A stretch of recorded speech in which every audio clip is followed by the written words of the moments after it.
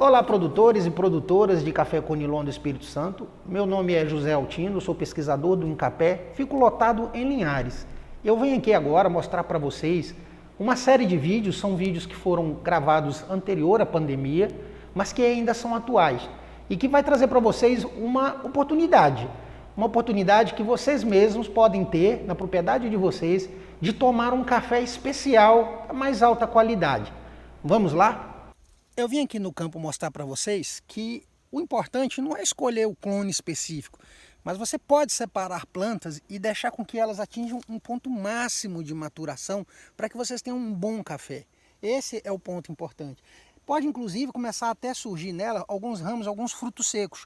Não é problema esses frutos secos, porque nós podemos separar eles boiando esse café depois. E aí eu tenho certeza que na minha colheita, nesse material que eu vou levar para minha casa, eu vou estar levando o máximo de frutos maduros para poder o torrar, e com certeza vocês vão ver que dá para fazer um bom café para se consumir com a família. Agora a gente vem aqui na unidade de referência em qualidade de café daqui de Linhares, e a gente veio demonstrar para você o que a gente faz agora com o café colhido daquelas plantas que vocês viram anteriormente. A gente vai pegar aquele café e fazer um processo de separação muito simples, que é através da água, boiando esse café, que nós vamos tirar os cafés que a gente não quer para a nossa bebida. Aqui é um quilo do café que veio de lá, porque a gente vai fazer isso em pequenas escalas para demonstrar para vocês, mas na propriedade vocês podem usar isso a depender da quantidade de café que vocês querem fazer, um balde de 50 litros, ou mesmo uma caixa d'água, pequena, vocês podem fazer esse processo de boiar o café. O que é esse processo? Esse processo ele consiste em, justamente pela densidade, a gente separar o café, o bom do ruim. O que é esse café ruim? Esse café ruim nada mais é do que aquele café que às vezes não tem massa, é xoxo, ou está brocado, ou não desenvolveu bem, então ele acaba não afundando na água. Ocorre essa separação aqui por densidade, ficando então um café ruim na superfície, boiando esse café. Então a gente retira esse boia, deixando bem claro, gente, que esse boia, você não joga esse café fora. Esse é um café que você ainda pode comercializar ele, porque ainda assim ele pode sair ainda um bom café, um café razoável, um café comercial. Então você não perde esse café nesse processo. Então nós vamos aqui separar, fazer essa separação, posso retirar isso com a mão, com uma pá, uma peneira, maior, quando vocês estiverem fazendo isso numa escala maior. Vamos retirar aqui a água do nosso café.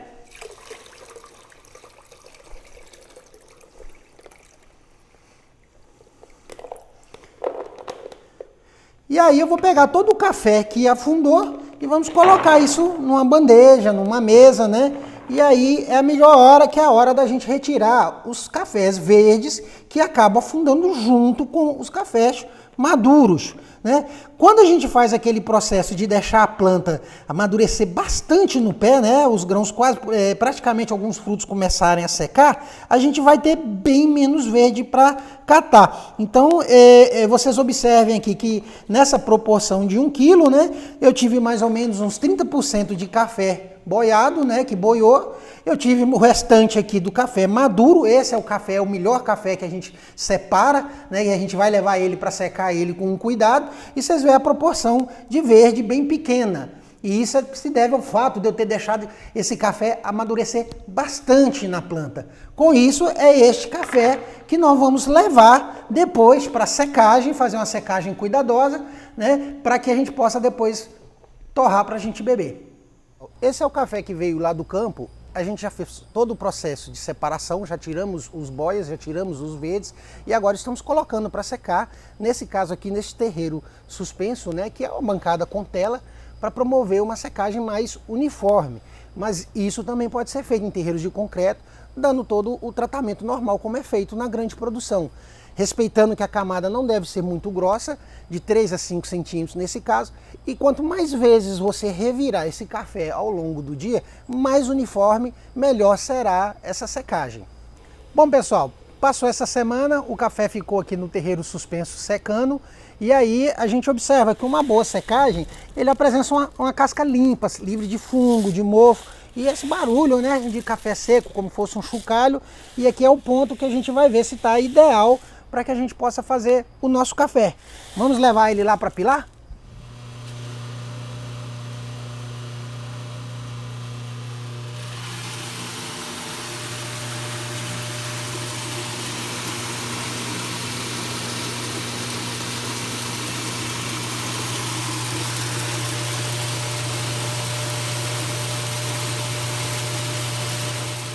Agora nós viemos para o laboratório para mostrar para vocês o resultado do processo de separação que nós utilizamos a água. Aonde vocês podem observar que nos grãos que vieram dos frutos que boiaram, eu tenho uma quantidade maior de defeitos.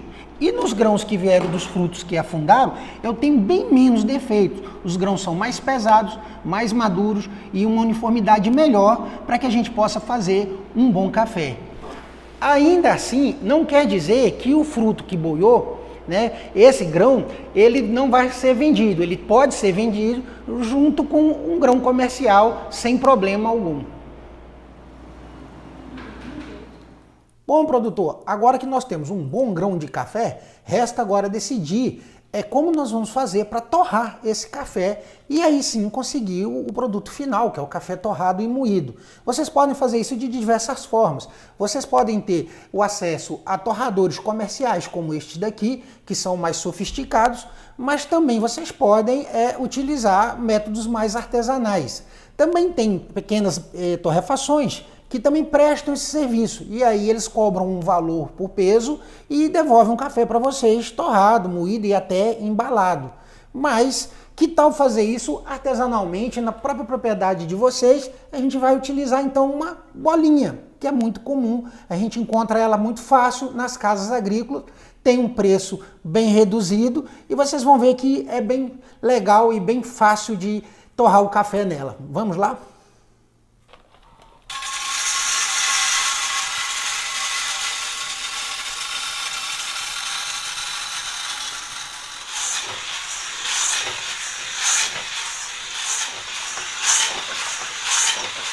O importante de se trabalhar com a bolinha é manter esse giro constante, porque senão você queima o café. Então, mesmo no fogo mais forte, você tem que manter sempre um giro constante, um giro rápido, porque assim você melhora, né? Fica mais uniforme a torra do seu café. À medida que você vai torrando o café, você começa a sentir os aromas dessas etapas da torra. Costumeiramente as pessoas pensam em esperar que a fumaça se intensifique, fique aquela fumaça branca mais forte. Só que quando isso ocorre, significa que os cafés já estão soltando os óleos e aí a gente já passou do ponto de torra, né? O ideal é que você vá acompanhando pelo aroma, né, à medida que esse café vai torrando. E não tem problema nenhum em você dar uma paradinha e observar o ponto de torra que esse café está indo.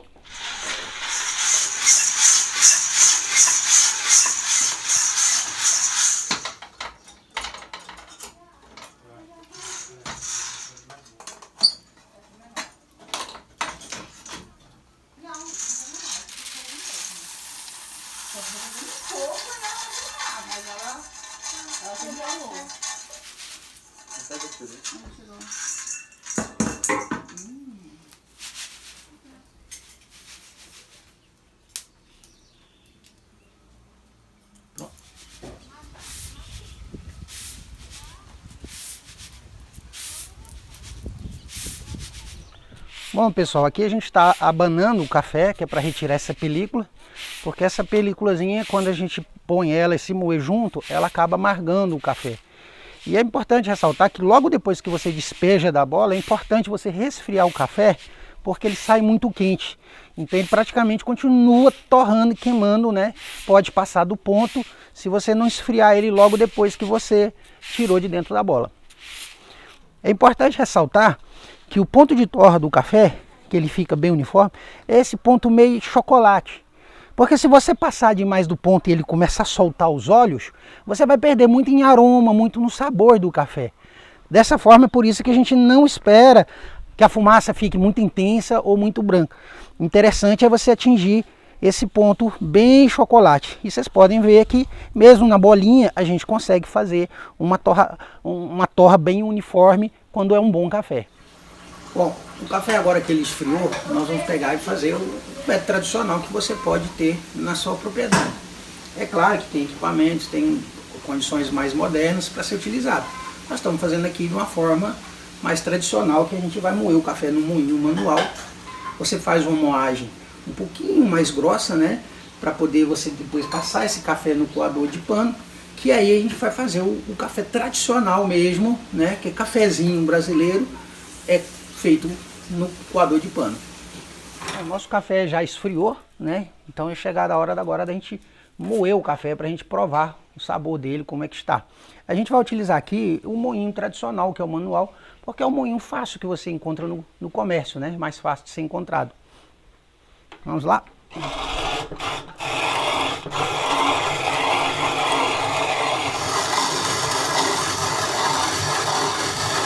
Quando vocês forem fazer a moagem do café, é observar que ele tem que ficar nesse ponto, como fosse uma areia, né? Uma areia fininha, né? Ele não pode ficar fino demais, porque dependendo se você for utilizar um coador de pano, que é o método tradicional de se fazer o café, ele vai passar muito pó. Então você faz essa moagem, dando ele uma impressão que é uma areia áspera, um pouquinho mais grossinho esse café.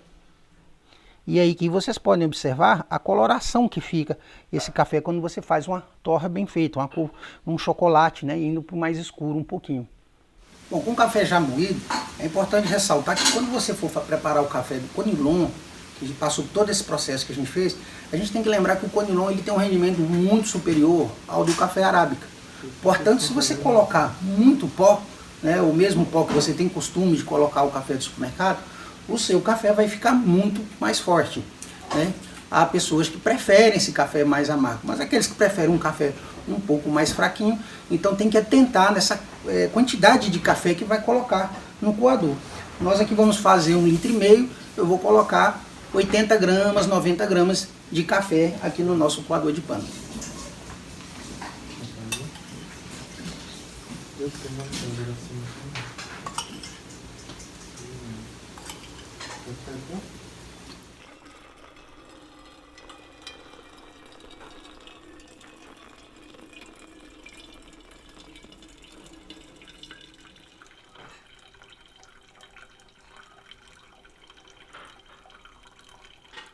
Bom, agora depois de todas as etapas que vocês viram, vem a parte mais difícil, que é experimentar para ver se o café que a gente fez é um bom café. Estão servidos? É um bom café.